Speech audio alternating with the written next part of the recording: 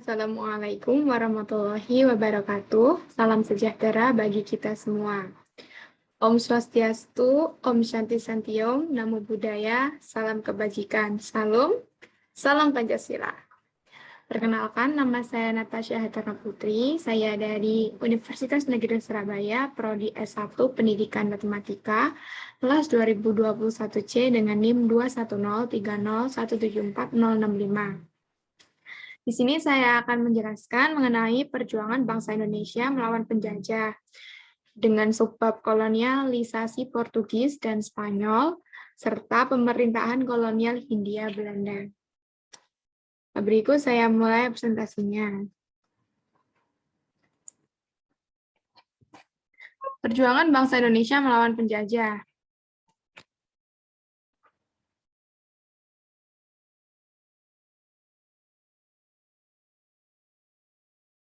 Pada bab kolonialisasi Portugis dan Spanyol, posisi Portugis yang telah mampu menguasai Selat Malaka tahun 1511 menjadikan Malaka sebagai pintu gerbang rempah-rempah Asia. Pentingnya peran rempah-rempah bagi bangsa Eropa mendorong Portugis akhirnya melakukan kerjasama dengan beberapa penguasa lokal Indonesia.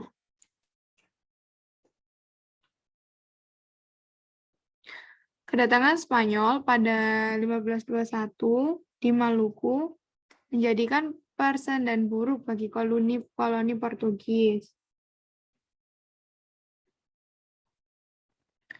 Politik monopoli rempah-rempah di Maluku tidak dapat dilaksanakan dengan baik. Keberhasilan Portugis mengalahkan Spanyol dalam tahun 1585 mengakibatkan kebutuhan rempah-rempah di Eropa terganggu dan membawa dampak kepada pedagang-pedagang Eropa lainnya seperti Belanda untuk mencari dan berlayar di Indonesia.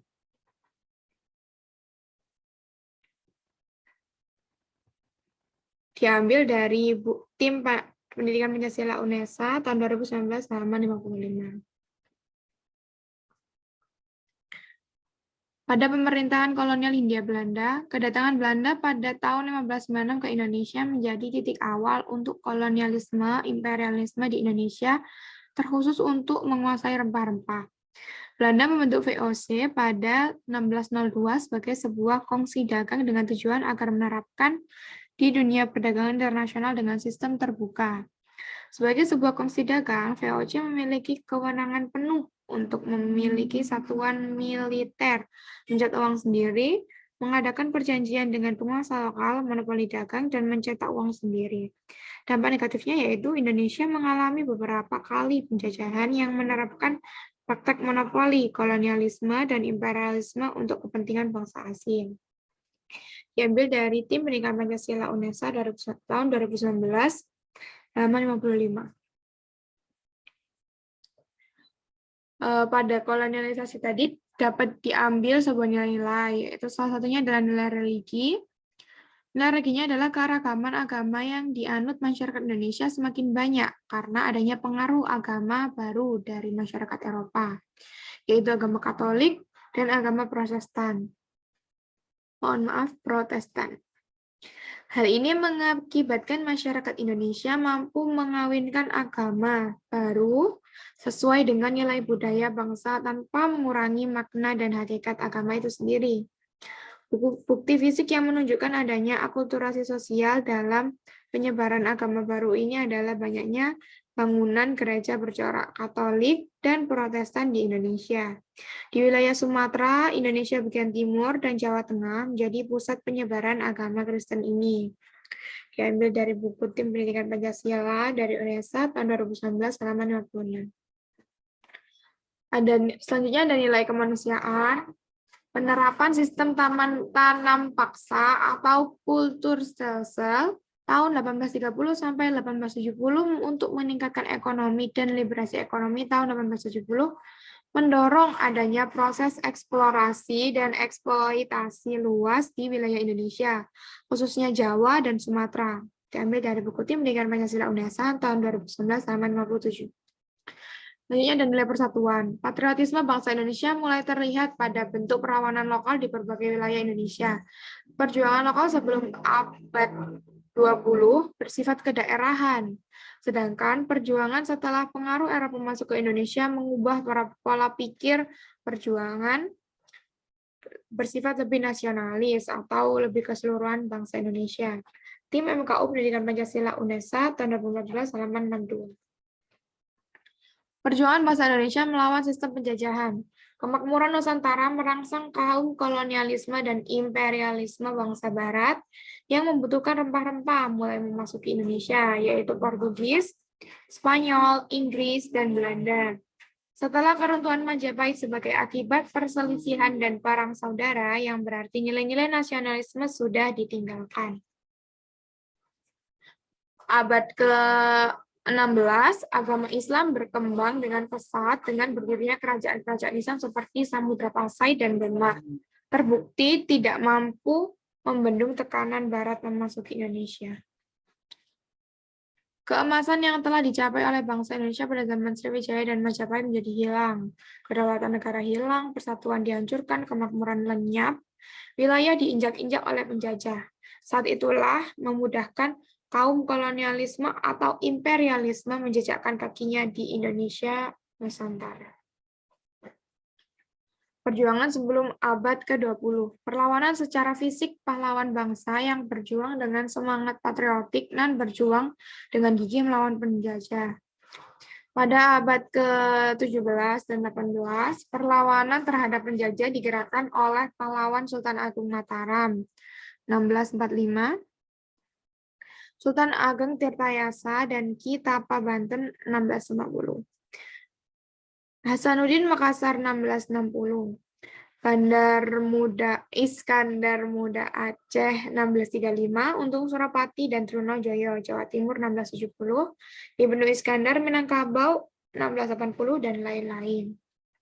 Pada abad ke-19, perlawanan bangsa Indonesia melawan VOC atau Belanda yang dipimpin oleh Patimura 1817, Imam Bonjol di Minangkabau 1822 hingga 1837, Diponegoro di Mataram 1825 hingga 1830, Badarudin di Palembang 1817, Pangeran Antasari di Kalimantan 1860, Jelantik di Bali 1850, Anak Agung Mada di Lombok 1895, Teuku Umar, Teuku Cik di Tiro, Cut Nyadin 1873 hingga 1904, Si Singa Mangaraja di Batak 1900.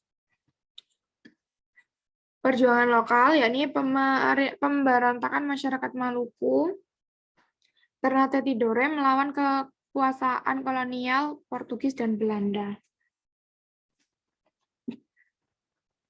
Perlawanan lokal terhadap pemerintahan kolonial Belanda terbagi dalam dua pola perlawanan, yaitu masa abad 16 sampai masa abad 17, dan pada mana perjuangan abad ke-18 sampai masa abad 19.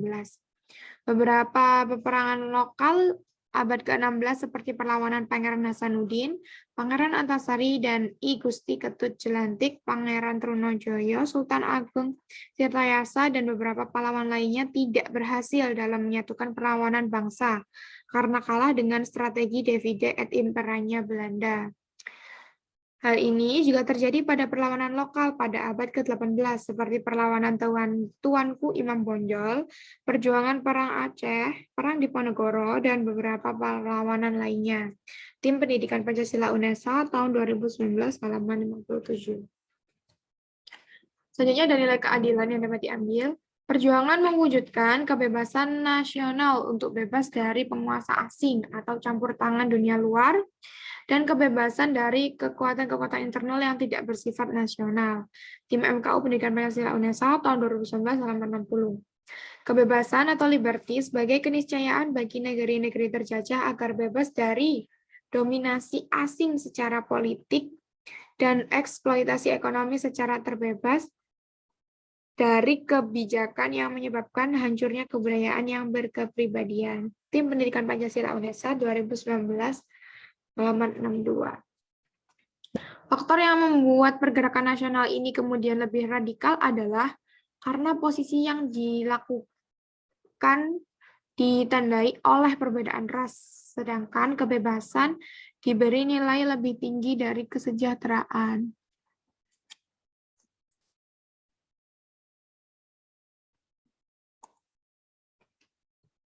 adanya etisme politik yang dimulai dengan politik kesejahteraan bagi rakyat kebanyakan, justru adanya berita-berita tentang kemerosotan kehidupan rakyat. Tim MKU Pendidikan Pancasila UNESA 2014 halaman 63.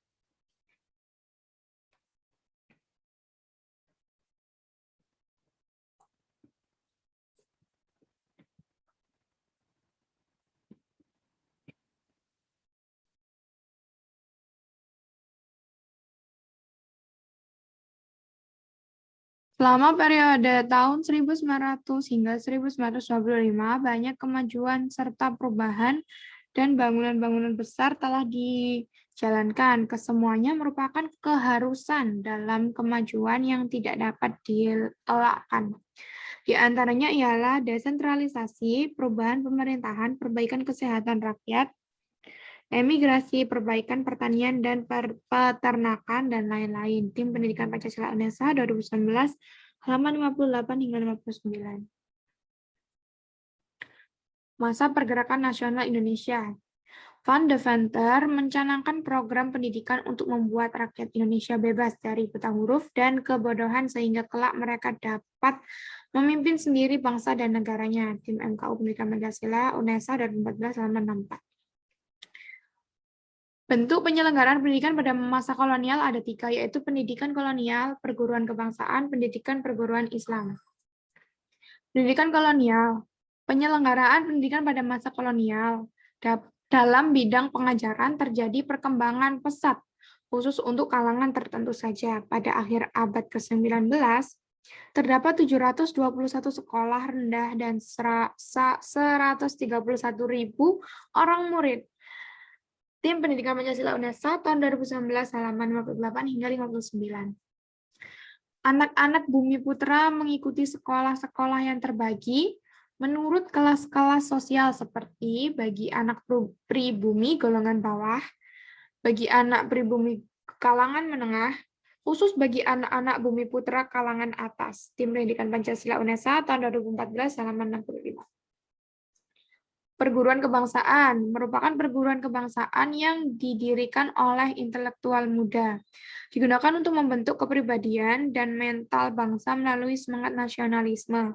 Sekolah ini tidak mengenal diskriminasi dalam hal derajat, perekonomian, maupun keturunan.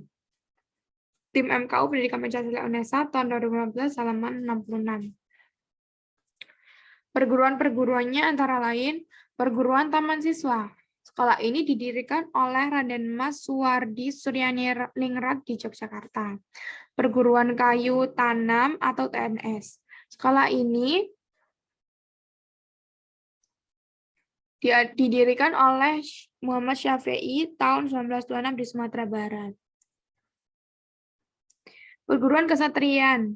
Sekolah ini didirikan oleh E.F.E. Dewesdeker pada 1924.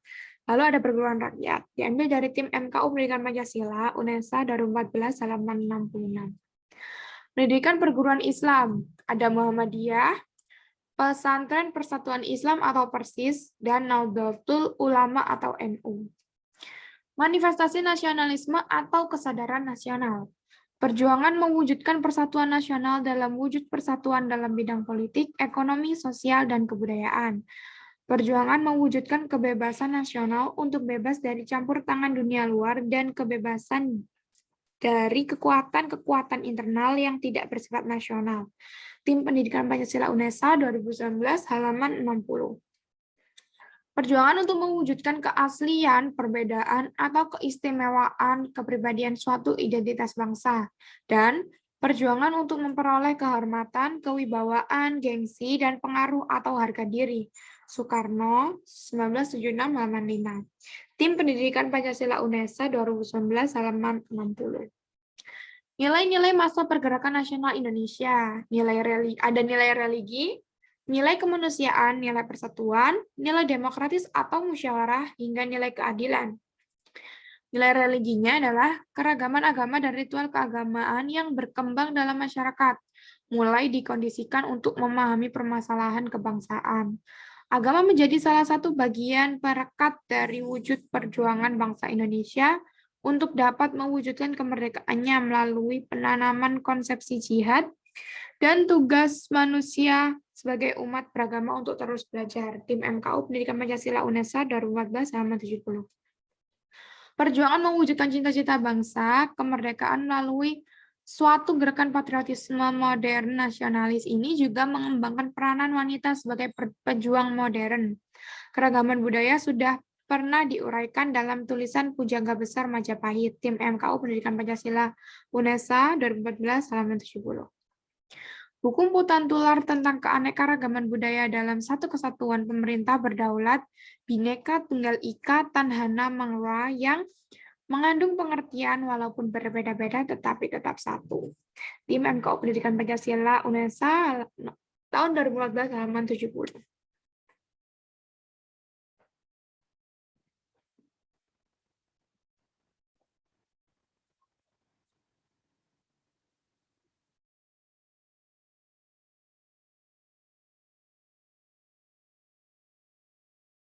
Masuknya pengaruh asing sejak awal Masehi ditandai dengan adanya interaksi budaya yang merupakan pengaruh dari negara India, Cina, dan Arab. Hal tersebut mendorong bangsa Indonesia menjadi dikenal luas sebagaimana negara Indonesia merupakan produsen atau penghasil rempah-rempah terluas, terbanyak, dan terbaik di seluruh dunia.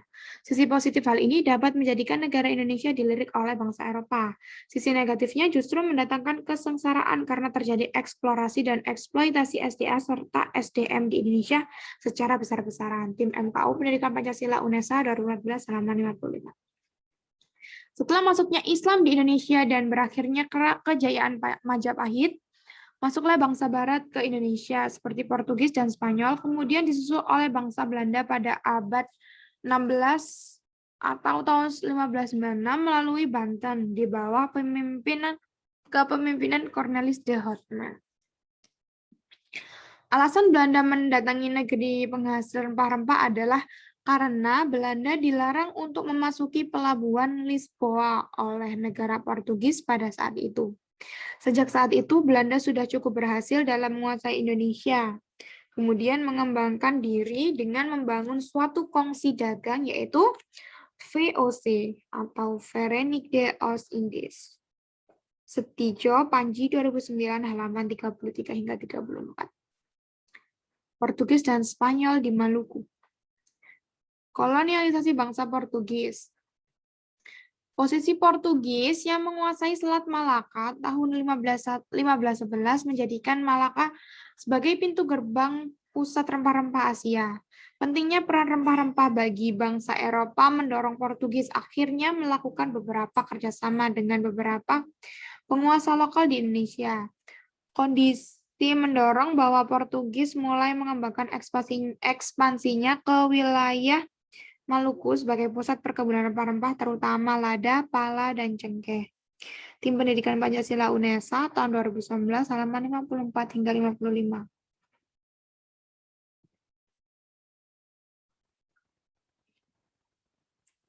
Kolonialisasi bangsa Spanyol. Kedatangan Spanyol tahun 1521 di Maluku menjadi presiden buruk bagi koloni Portugis karena hal tersebut membuat monopoli rempah-rempah yang dilaksanakan di Maluku tidak dapat dilaksanakan dengan baik oleh Portugis.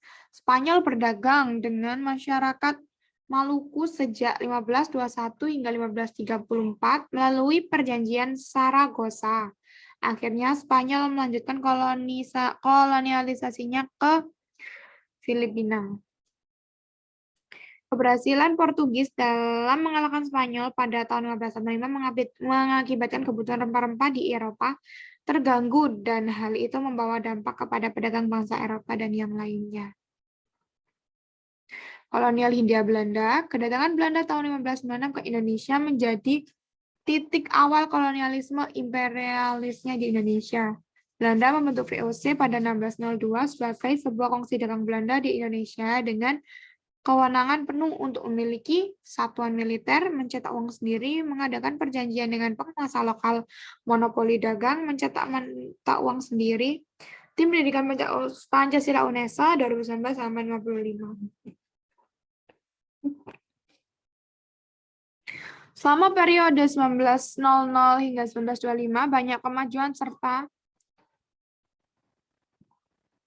Selama periode 1900 sampai 1925 banyak kemajuan serta perubahan dan bangunan-bangunan besar dijalankan. Kesemuanya merupakan keharusan dalam kemajuan yang tidak dapat dielakkan di antaranya program desentralisasi, perubahan pemerintahan, perbaikan kesehatan rakyat, emigrasi, perbaikan pertanian dan peternakan, pembangunan irigasi, dan lalu lintas.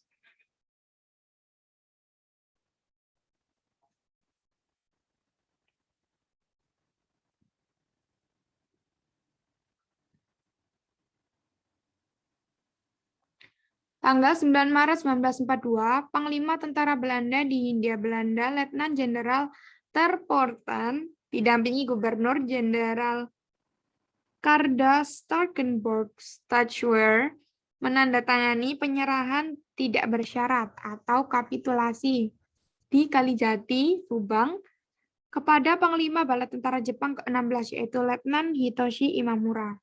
Sejak itu dan selama 3,5 tahun Indonesia berada di bawah pendudukan tentara Jepang, Bala Tentara Nippon. Jepang segera mengeluarkan peraturan-peraturan yang merugikan bangsa Indonesia. Peraturan itu antara lain Undang-Undang Nomor 3 berisi ketentuan yang melarang segala macam pembicaraan, pergerakan, dan ajaran atau propaganda perihal peraturan dan susunan negara. Undang-Undang Nomor 4 yang berisi larangan pengibaran merah putih dan penyanyian lagu Indonesia Raya. Tim Pendidikan Pancasila UNESA 2019 halaman 58 hingga 65. Perjuangan dan nilainya. Keberadaan Indonesia yang strategis ternyata mengalami beberapa kali penjajahan. Bangsa Eropa yang sempat menguasai wilayah administrasi Indonesia adalah Belanda, Prancis, dan Inggris. Kondisi ini menimbulkan adanya beberapa pergolakan dan pemberontakan yang bersifat kedaerahan dan terjadi di hampir sebagian besar wilayah Indonesia. Perlawanan lokal yang terbagi dalam dua pola perlawanan yaitu masa abad 16-17 dan masa perjuangan abad 18 hingga 19. Nilai kejuangan ini menjadi cita-cita perjuangan bangsa Indonesia yang sudah lama mengalami penindasan dan kesengsaraan akibat praktik kolonialisme, imperialisme bangsa asing. Cita-cita patriotisme bangsa Indonesia ini dicapai dengan cara perjuangan melawan penjajahan barat atau asing. Nilai-nilai kejuangan tersebut antara lain adalah 1. Nilai religi. Keragaman agama yang dianut masyarakat Indonesia semakin banyak karena ada penambahan pengaruh agama baru dari bangsa asing. Nilai kemanusiaannya adalah adanya jaringan perdagangan Indonesia yang membuka peluang untuk berinteraksi sosial dengan beraneka ragam suku bangsa. Nilai persatuannya, bentuk sikap patriotisme bangsa Indonesia yang mulai terlihat pada bentuk perlawanan lokal di berbagai wilayah di Indonesia. Nilai keadilannya, perkembangan yang didasarkan atas politik kesejahteraan rakyat serta politik asosiasi menimbulkan golongan intelektual yang penuh dengan kesadaran akan nilai keadilan di masyarakat. Tim MKU Pendidikan Pancasila UNESA 2014 halaman 60 hingga 63.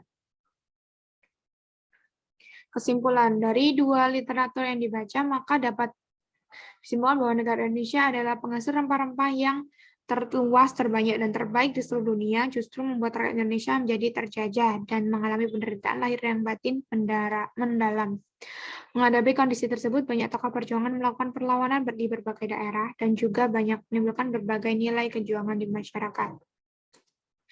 Berikut daftar pustaka yang digunakan.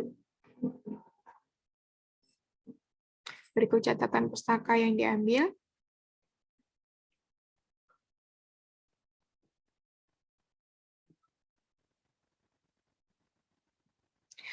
Terima kasih.